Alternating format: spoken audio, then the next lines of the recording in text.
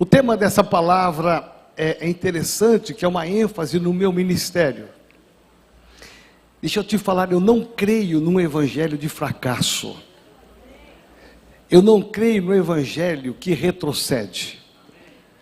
Eu creio no evangelho que é o evangelho da vitória, o evangelho que avança. O nosso exemplo, a nossa inspiração é Jesus Cristo de Nazaré.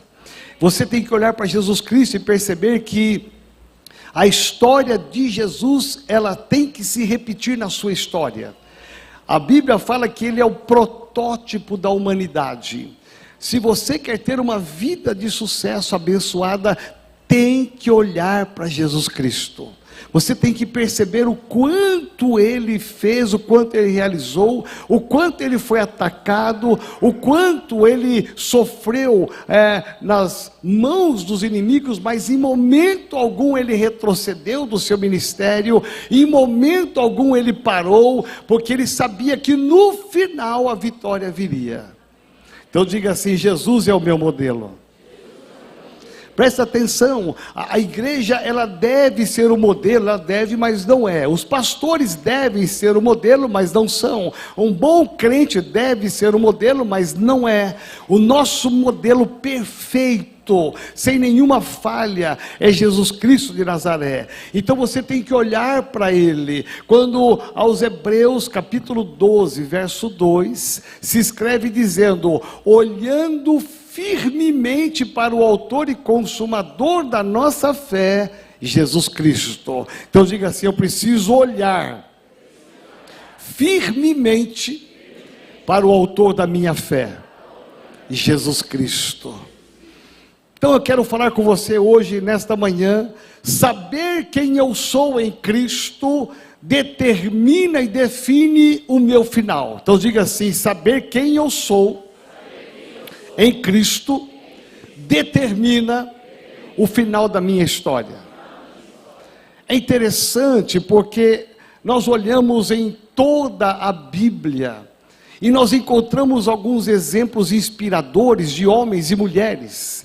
Você vai encontrar um Moisés que passou por uma grande transformação de vida interna e externa, porque um dia Deus disse para ele: vai, porque o eu sou estará contigo. Se o eu sou está comigo, nada pode me deter. Amém? Presta atenção, Moisés, ele era limitado, ele tinha necessidades, ele tinha problemas, ele enfrentava lutas internas e externas, mas a partir do momento em que Deus disse: vá, vai enfrentar o inimigo, vai enfrentar Faraó. Por quê? Porque o eu sou estará contigo. A presença de Deus na minha vida, na sua vida, determina o final da nossa história. A maneira como você vai enfrentar os inimigos e as situações determina o final da sua história com vitória. Então diga assim: o eu sou está comigo. Josué não é diferente. Josué foi um homem usado por Deus, mas o seu chamado bateu em segurança, porque ele tinha pela frente desafios. Diga assim: desafios. Sempre existiram e sempre existirão. Você sabia que os desafios, eles te levam a níveis mais elevados, a níveis mais nobres, muito mais altos? Quem não entra em desafio fica na mesmice a vida toda. Mas quem entra em desafios, ele vai subindo degrau por degrau, etapa por etapa, processo por processo, até chegar no nível mais elevado. Então levanta a sua mão direita e diga assim: Senhor, eu quero entrar em desafios, porque eu sei que através deles eu vou crescer, eu vou avançar, eu vou amadurecer, eu vou conquistar, porque eu sei que o Senhor está comigo. A diferença de Moisés com Josué não é nenhuma delas. A diferença é que eles sabiam a respeito de quem estaria com ele. Moisés sabia: o eu sou está comigo. Deus chamou Josué e disse assim: Josué, assim como eu fui com Moisés, eu serei contigo. Então vá, enfrenta os desafios, porque eu estarei com você. E Deus vai dizer mais ainda: nunca, nunca, nunca te deixarei e nunca te desampararei. Presta atenção, o Senhor do universo, o Deus de Israel, aquele que venceu a morte, aquele que ressuscitou, está dizendo a mim e a você: Ele está comigo, Ele está com você, Ele está com a igreja. Por isso que a palavra de Deus diz que as portas do inferno, elas não prevalecerão contra a igreja. Por quê? Porque o Senhor está com a igreja, o Senhor está com você, o Senhor está comigo. Então, quando eu tenho essa certeza, essa convicção, nada será impedimento. Paulo escreve aos Romanos dizendo: o que nos separará do amor de Cristo? Será a altura, a profundidade, a largura? O que nos separará? E Paulo vai dizer assim: nada, absolutamente nada nos separará do amor de Cristo. Por quê? Porque está selado no céu e na terra que você é filho de Deus, que você é filha de Deus, e como filho, você tem o El Shaddai com você, o Deus Emanuel com você, o Deus presente. Não é o Deus distante, não é o Deus longínquo, é um Deus presente na sua vida, na sua casa. Emanuel, um Deus presente neste lugar. Você pode aplaudir ao Senhor? Todos os profetas, todos eles sem exceção alguma, foram homens usados por Deus, porque eles sabiam do chamado, sabiam que eles eram apenas a boca de Deus para o povo. Você imaginar que Deus vai falar através de você? Olha a autoridade, olha a ousadia, olha a determinação, porque eles tinham uma convicção: Deus me chamou e Deus quer falar com a sua nação, com o seu povo, e Deus me levantou para isto. É esta igreja que tem que se levantar nesse final de tempos que estamos vivendo, uma igreja profética, uma igreja apostólica, uma igreja que marche, mas sabendo quem ela é e para onde ela vai. E pela graça, misericórdia de Deus, você sabe quem você é, você sabe para onde você vai, e você vai vencer em Cristo Jesus. Você vai encontrar um Neemias diante de uma grande decisão de reconstruir o muro, Jerusalém. Por que é que ele vai reunir pessoas? Porque ele teve um chamado e ele sabia que verdadeiramente o Senhor estaria com ele em cada tijolo, em cada detalhe. Não seria apenas a sua força, a sua capacidade, mas seria o Senhor através da vida dele. Então Neemias sabia: eu sou um servo, eu tenho uma unção, eu vou me levantar e vou reconstruir. Não importa quem esteja sentado do meu lado direito, do lado esquerdo, eu vou me levantar e vou reconstruir. Você vai encontrar um homem chamado Samá. Samá vai lutar no meio de um campo de lentilhas contra todo o exército midianita. Preste atenção. Todo mundo fugiu, todo mundo se escondeu, todo mundo se acovardou, mas um único homem chamado Samá, ele fica no meio do campo de lentilha, como que dizendo: pode vir, que eu vou te enfrentar. Presta atenção, é um exército. Por que é que este homem se coloca no meio do campo de lentilha? Porque ele sabia quem ele era em Deus, que Deus estava com ele, que Deus não permitiria que ele perdesse contra aquele exército. Todos fugiram, todos se acovardaram, mas ele ficou e disse: eu vou lutar, porque eu sei que o Senhor está comigo, e o sinal da minha vitória é que o Senhor está ao meu lado. Diga assim: com Deus eu vencerei todas as coisas, eu saltarei muralhas e conquistarei. O livro de Oséias capítulo 4 verso 6 diz assim: o meu povo está sendo destruído pela falta de conhecimento. Preste atenção. O meu povo está sendo derrotado, destruído, porque falta conhecimento, falta entendimento da palavra, para que você possa tomar uma posição e diante das situações, das adversidades, você possa dizer: ei, quem eu sou em Cristo? Quem eu sou em Deus? A partir da sua convicção, do seu conhecimento, todas as coisas mudam, porque nada neste mundo você temerá, você enfrentará desafios, você enfrentará inimigos, tantas coisas que você vai poder enfrentar, e não só enfrentar, mas alcançar a vitória, porque o Senhor está contigo.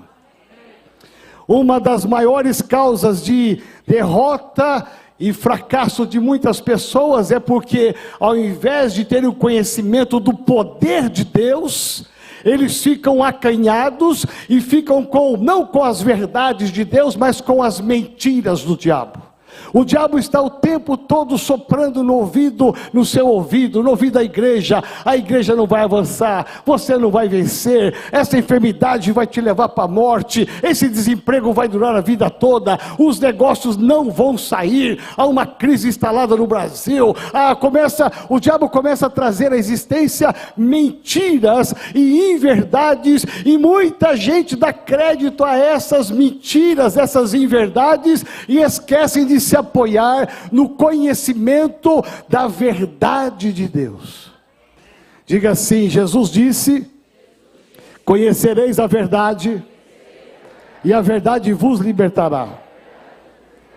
Desde o início da criação, em Gênesis capítulo 3, de 1 a 4, o diabo vai entrar e vai trocar a verdade de Deus em mentira, e daí vem o pecado entra no mundo, e entra o fracasso do relacionamento do homem com Deus, a intimidade foi quebrada, o projeto e o plano perfeito de Deus foi quebrado, foi destruído. Mas veja que em toda a Bíblia existe um Deus compadecido, um Deus amoroso, um Deus misericordioso, um Deus que Ele ainda vai tentar e continua tentando até hoje nos resgatar das trevas para a luz, da morte para a vida, para que a verdade de Deus volte a reinar no coração do homem, que conhecendo a verdade não caia nas mentiras do diabo.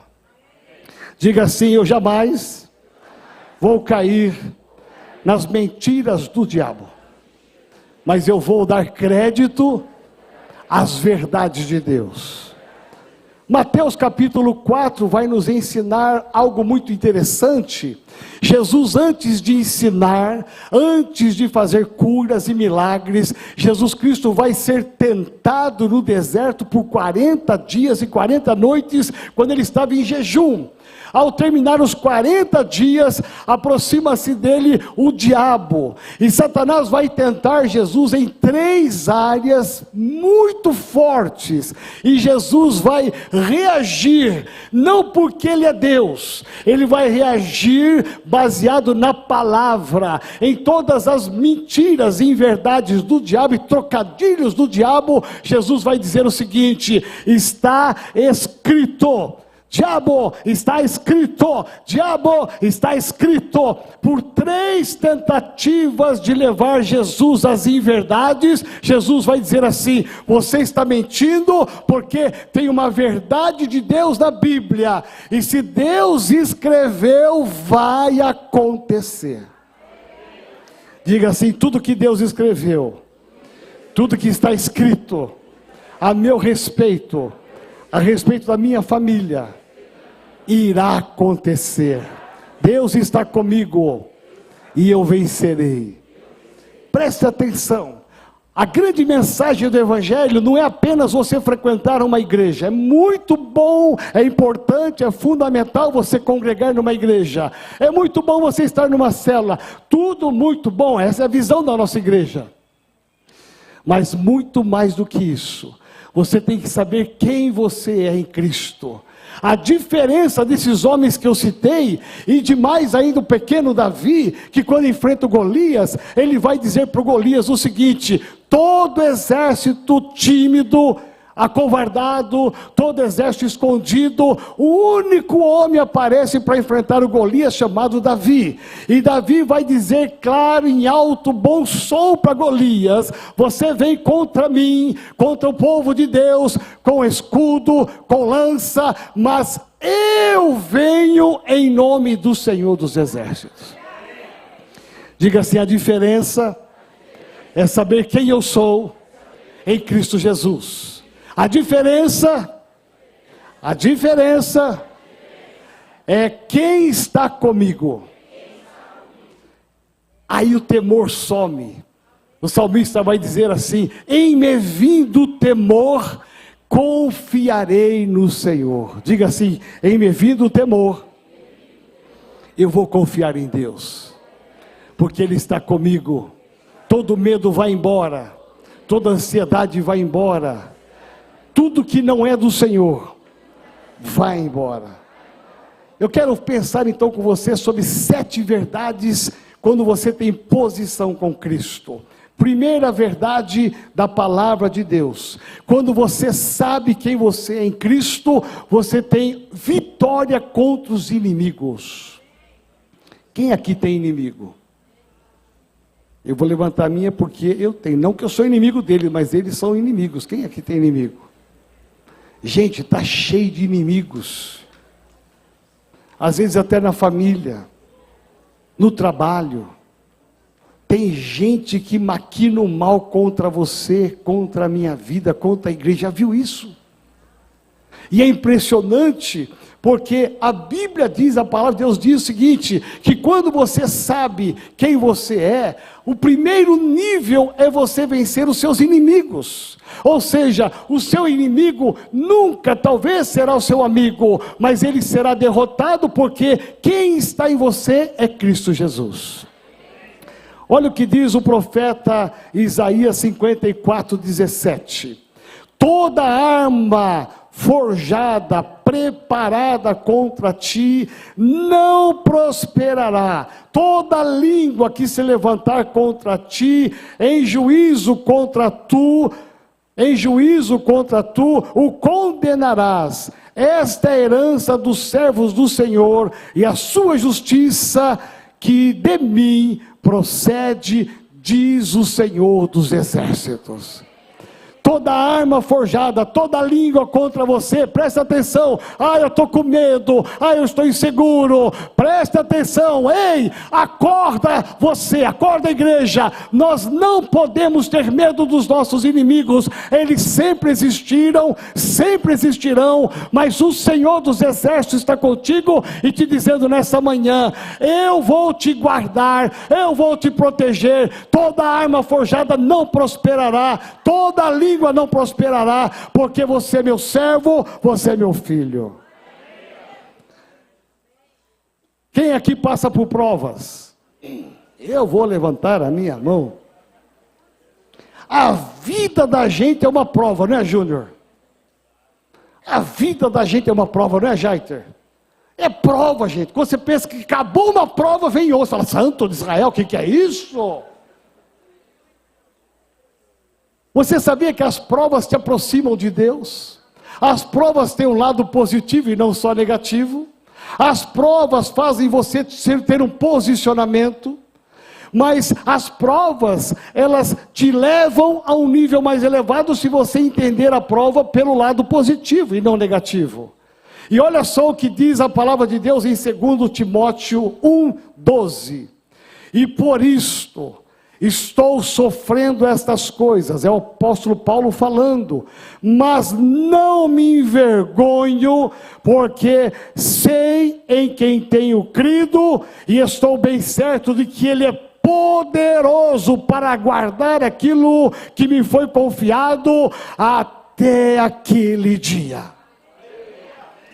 Paulo era um homem consciente. Eu sei em quem eu tenho crido. Presta atenção. É como se Moisés dissesse a Faraó: eu sei em quem tenho crido. Josué disse diante dos 33 inimigos em Canaã: eu sei em quem tenho crido. Davi olhou para o gigante e disse: eu sei em quem tenho crido. É o Senhor dos Exércitos, e eu sei que Ele me dará a vitória no final. Diga assim: Senhor, me ajuda a enfrentar as provas e a vencer cada uma delas. O Salmo 23, verso 4 diz assim: ainda que eu ande pelo vale da sombra da morte, não temerei mal nenhum, porque tu estás comigo. Diga assim: eu não vou temer nada, porque o Senhor está comigo. Presta atenção, aqui vem o conhecimento, o Senhor está comigo, e essa é a diferença. Você não está sozinho no meio das provas, das lutas contra os inimigos. O salmista Davi sabia: eu posso até passar pelo vale da sombra da morte, não tem importância, eu não vou temer nada, porque eu sei que existe um Deus, que Ele está comigo, e Deus comigo é a certeza da minha vitória. Diga assim: Senhor, me ajuda a ter esse entendimento. Terceira verdade de Deus: você deve obter vitória sobre o pecado. Diga assim: Senhor, me ajuda a obter vitória sobre o pecado.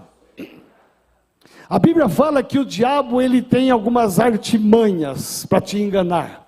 Primeiramente, ele vai armar situações para que você peque. Preste atenção. Ele vai criar algumas situações para que você caia nas suas armadilhas. Ele vai preparar tudo para você cair. E quando você cair nas armadilhas do diabo, a Bíblia diz que ele vai correndo para Deus e vai dizer assim: olha, Deus, você está vendo aquele servo? Você está vendo aquele irmãozinho que vai todo domingo para a igreja? Está vendo aquele irmãozinho que levanta a mão todo domingo? Você está vendo aquela irmãzinha com aquela saia justa? Não tem aqui, amém? Meu Deus, esse amém está fraco. Não tem aqui, amém, gente? Está vendo aquela irmãzinha? Pois ela pecou contra o Senhor. Ela pecou, ela falhou. Ela está lá te adorando, mas ela está em pecado. O diabo vai lá, ele vai te dedurar. Ele vai te expor perante Deus, para que a justiça de Deus venha sobre você. Então o diabo, ele é tão sujo, tão astuto, que ele não se contenta apenas em fazer você pecar. Ele vai lá perante os céus e perante Deus e vai dizer: olha aquele irmão, olha aquela irmã, olha aquela igreja. E muitas vezes você é inibido pelo pecado. Você não consegue sair do pecado, você não consegue largar do pecado. Ora é o pecado que está com você, ora é você que está com o pecado. Já viu isso? E você caminha com o pecado como se fosse um cachorrinho, para cima e para baixo. Mas existe um Cristo que morreu na cruz do Calvário. E hoje é dia de ceia, daqui a pouco você tomará a ceia. A Bíblia diz em 1 João capítulo 1, versículo 9: se confessardes os vossos pecados, Ele, o nosso Deus, aquele que é o Senhor da sua vida, Ele perdoará os seus pecados.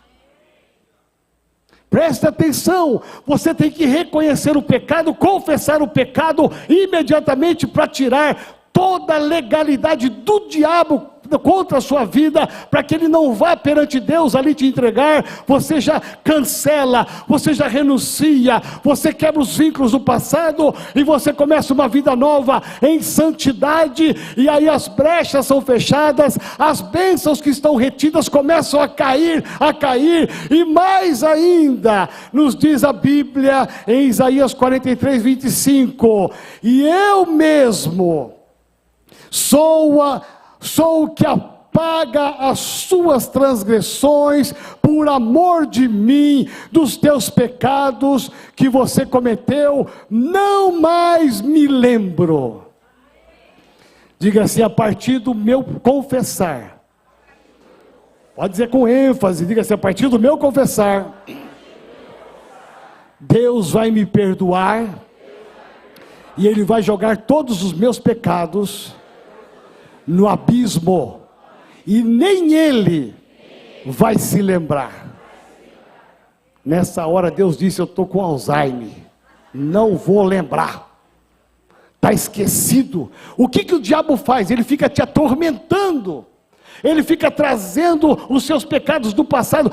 Eu vou para a dança, Mas eu fiz uma coisa no passado, Jesus. Eu quero ser líder de célula. O diabo fica ali, ó. Mas você é líder de célula?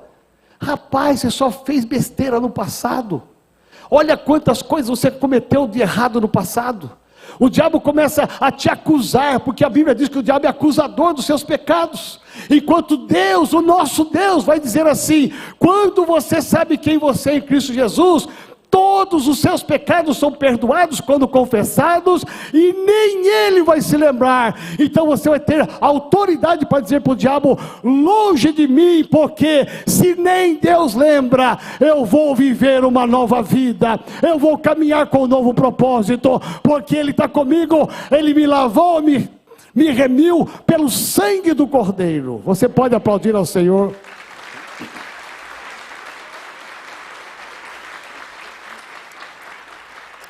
Em quarto lugar, as verdades de Deus. Deus tem promessas para a sua vida. Levanta a sua mão direita e diga assim bem forte: Senhor, eu quero ter convicção de todas as tuas promessas. Elas foram escritas para quem é filho, para quem é filha. Foram escritas para acontecer, porque todas as tuas promessas não ficam nas promessas, mas elas se tornam uma realidade. Olha só o que diz o Salmo 91. Presta atenção em quantas promessas tem somente nesse Salmo, porque em toda a Bíblia existem mais de 8.000 promessas. Olha o que diz a palavra: aquele que habita no esconderijo do Altíssimo e descansa à sombra do Onipotente, diz ao Senhor: Tu és o meu refúgio e a minha fortaleza, o meu Deus em quem eu confio.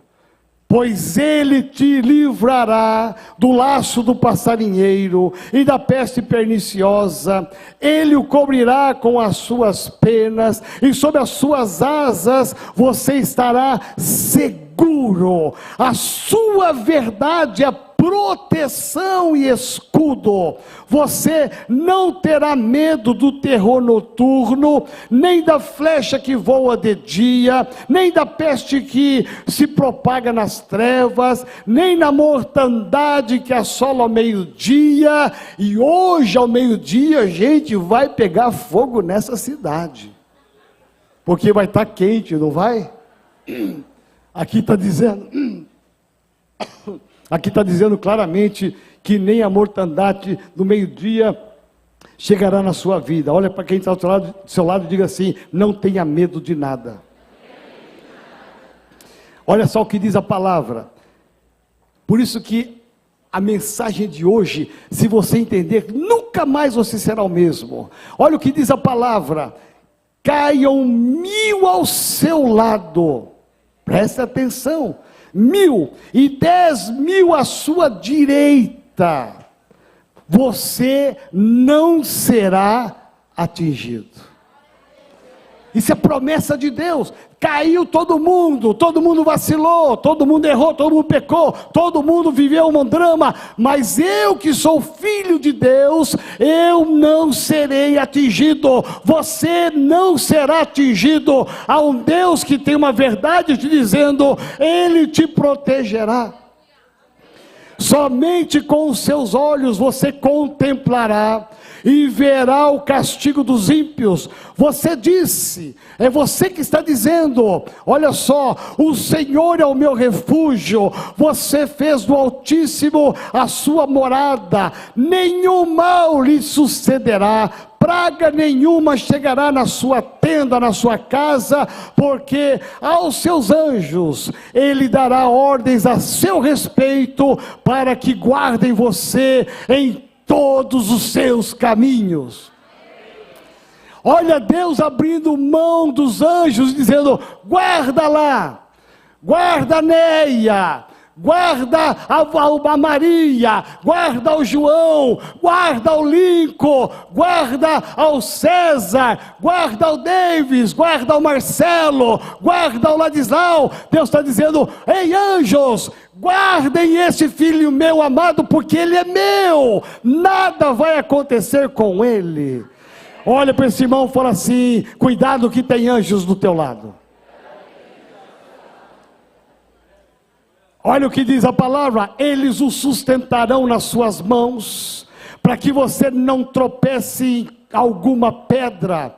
Você pisará o leão e a cobra, e com os pés esmagará o leãozinho e a serpente. Deus diz: porque a mim se apegou com amor, eu o livrarei e o protegerei, porque conhece o meu nome. Diga assim: eu conheço o nome de Jesus, porque nesse nome há poder, nesse nome há autoridade, e nesse nome eu vencerei todas as coisas. Olha só: ele me invocará e eu lhe responderei, na sua angústia eu estarei com ele, eu o livrarei e o glorificarei. Vou saciá-lo com longevidade e lhe mostrarei a minha salvação. Diga assim: Senhor, eu tomo posse de todas essas promessas na minha vida, porque eu sou teu. Quinto lugar, autoridade. Diga assim: eu preciso ter autoridade. Mateus capítulo 28, 18, Jesus disse assim: toda autoridade me foi dada no céu e na terra, portanto, ide e fazei discípulos. Esse mês de novembro, nós encerramos uma sequência de mensagens a respeito da nossa existência, a importância da nossa existência. Por que é que você existe? Por que é que você nasceu? Qual é o propósito divino para a sua vida? Não foi ao acaso que você nasceu, e nós descobrimos nesse mês quantas razões lindas de Deus para você ter existido e existir até hoje. Então, uma das coisas que Jesus disse é: eu tenho autoridade no céu e na terra, e toda essa autoridade eu dou para vocês. Faz assim com a sua mão e diga assim: Senhor, eu recebo essa autoridade. Fecha essa mão, agora bate assim no seu coração e diga assim: Senhor, eu não apenas recebo, mas eu viverei essa autoridade. É interessante porque aqui repousa os segredos de uma vida de sucesso em Cristo. Você saber que há uma autoridade sobre a sua vida. Jesus Cristo disse claramente, Ele falou, Ele ministrou, para que você soubesse quem você é em Cristo Jesus. Então, eu quero pensar com você em sexto e penúltimo item, na família. Diga assim: a minha família é uma fonte de bênção. É muito importante você entender que na família você enfrenta lutas, adversidades, provas, mas quando você sabe quem você é em Cristo, você vence na sua família. Diga assim: eu vou vencer em todas as áreas, mas principalmente na área da minha família. É interessante porque aqui fala de posicionamento na família. O lugar mais difícil de você viver a fé é na sua casa, sim ou não? Porque todo mundo te conhece, você conhece todo mundo. É o lugar mais difícil, é o lugar que mais o diabo ataca, é na família. E você tem que se posicionar, dizendo: eu sei quem eu sou em Cristo. Você está na sua família para atrair o amor de Deus, a paz de Deus. Você está na família para você ser um canal de bênção, para gerar calma quando os ânimos estão aflorados, para atrair a prosperidade quando não há prosperidade, para atrair a saúde quando há enfermidade. Você é um canal de Deus primeiramente na sua casa, mas o posicionamento, o seu posicionamento na fé muda tudo ao redor. Olha o que Josué disse, capítulo 24, verso 15. Ele dizendo para a nação de Israel: agora, pois, temei ao Senhor e servi-o com integridade. Está fora de moda isso hoje, hein? O que mais falta na sociedade é gente íntegra. Presta atenção. Servir ao Senhor e serviu com... Temei ao Senhor e serviu com integridade e com fidelidade. Está fora de moda a infidelidade. Tem mais infiéis do que fiéis.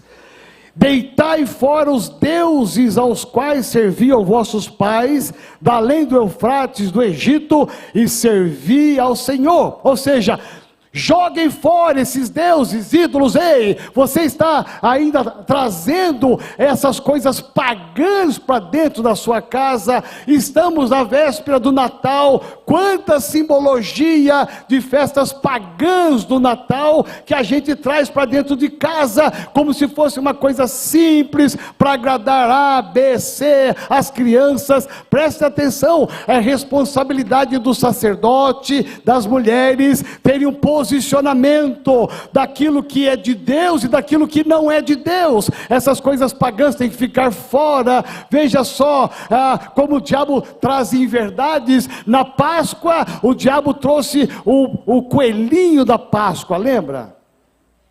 E o coelhinho bota ovos, não é, Valéria? É isso, Valéria? Bota ovo, coelhinho? É.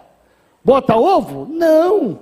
Mas você vê que o engano é tão grande, a mentira é tão brusca, é tão frouxa essa mentira, que todo mundo come o ovinho de chocolate do coelho. É a mentira tentando roubar a verdade. No Natal se coloca o velhinho Papai Noel. Na minha época de ignorância, eu até me vesti de Papai Noel. Nas festas de família. Gente, que coisa horrível. Depois você vai descobrindo os significados das coisas de Natal, as festas pagãs que estão entrando na igreja, nas casas, sem noção alguma. Ninguém faz por maldade, mas é uma cultura. Aqui eles não faziam por maldade, era cultural ter outros deuses, um monte de deuses. E Josué disse: ei, joguem fora, tire, deite fora essas coisas, servir somente ao Senhor, se posicione como o Senhor. E aí ele vai dizer assim: porém, se vos parece mal servir ao Senhor, escolhei hoje a quem servais. Defina, tenha um posicionamento. Se servais aos deuses a quem serviram os vossos pais que estavam da além do Eufrates, ou aos deuses dos amorreus, em cuja terra habitais, porque eu e a minha casa já definimos, nós vamos servir ao Senhor. Sabe o que é isso? É um homem que se posicionou. Eu não sei quem vocês vão servir, se é deuses pagãos, se não é, se é idolatria, o que é. Eu me posicionei, eu sei quem eu sou em Cristo, eu sei quem eu sou em Deus, então eu vou me posicionar. Não importa o que vocês vão fazer, eu me posicionei e eu vou servir ao Senhor. Você pode aplaudir ao Senhor.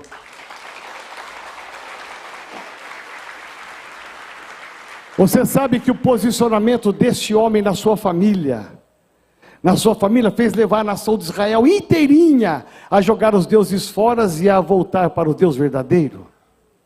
Você vê a mensagem, não sou só eu, é a minha família, da família passou para a nação inteira, e é isso que nós estamos fazendo com as células, é isso que nós estamos fazendo com a igreja, é alcançar a cidade inteira de São Paulo, o Brasil inteiro e as nações para Jesus, nos posicionando. Não há nada fora do nosso Deus na nossa vida.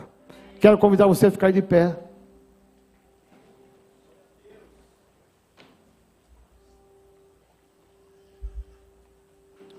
Sétimo e último lugar, verdades de Deus. Diga assim: verdades de Deus, elas destroem as mentiras do diabo. Uma última verdade de Deus aqui é a vitória que você deve ter na vida financeira. Quando você se posiciona em Cristo, é inevitável que você vai obedecer a palavra. Obedecendo a palavra, você abre um canal direto com Deus para que as bênçãos desçam na sua vida financeira. A obediência, ela atrai as bênçãos de Deus. E é impressionante porque você pode participar até de uma igreja, sentado aí de uma igreja próspera, porque a igreja é próspera, e você não ser próspero, porque grande parte aqui já se posicionou, grande parte já disse sim, eu vou obedecer a palavra, eu quero ter vitória, eu não vou ficar em dúvida, é o Deus Mamon, ou é o Deus de Israel, é o Deus do dinheiro, ou é o Deus, é o Shaddai, o Emanuel, eu não vou ficar em dúvida, eu me posiciono.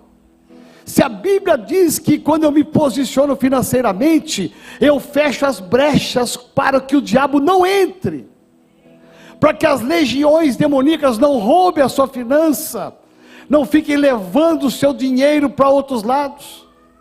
Quando você se posiciona, toda a legalidade do diabo contra a sua vida financeira cai por terra, e abre uma fonte inesgotável de Deus para atrair a bênção sobre a sua vida.